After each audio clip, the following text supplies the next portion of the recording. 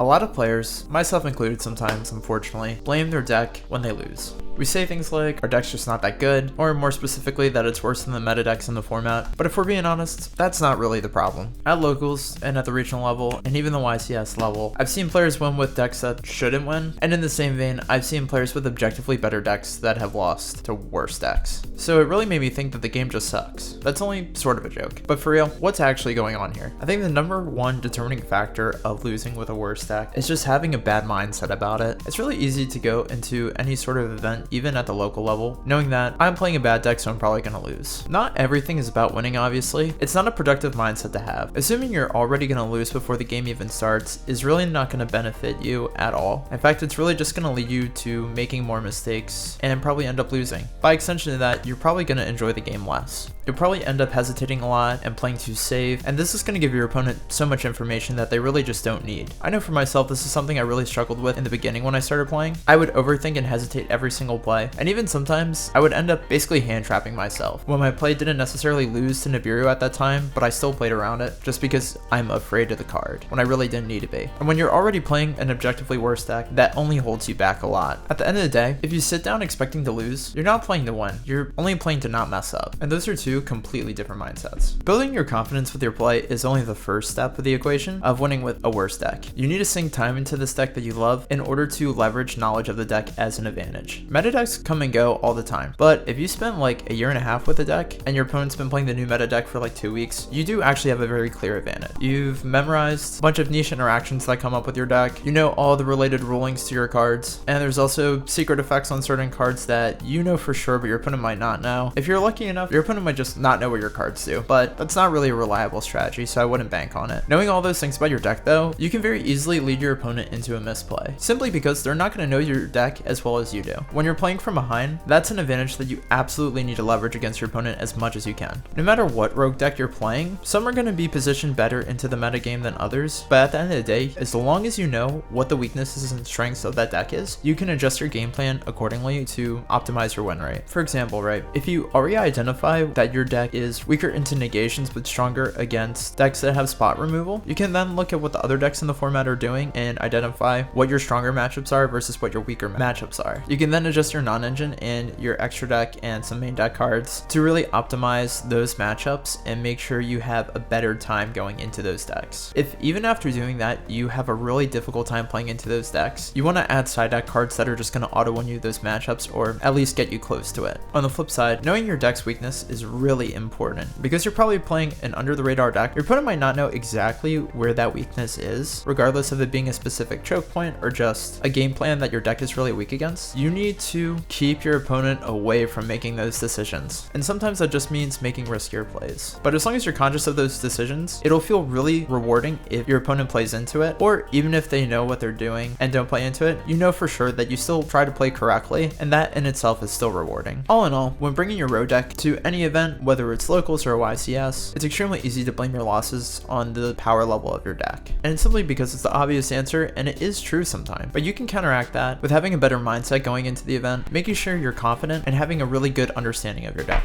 Those things matter a lot more than people think. It might be hard to hear this, but it's not that your deck can't win, you just might not trust enough to play it like it can. That being said, I'm wondering what deck you've won with in a format where you probably just shouldn't have won, but you still got away with it. On the flip side, was there a deck that you were playing that you felt like you should have won with, but you just couldn't? I'm curious to know. Hey, thanks for checking out this video. I really appreciate you watching it all the way through. If you enjoyed it, check out this other one. It's pretty similar, so you should enjoy it as well.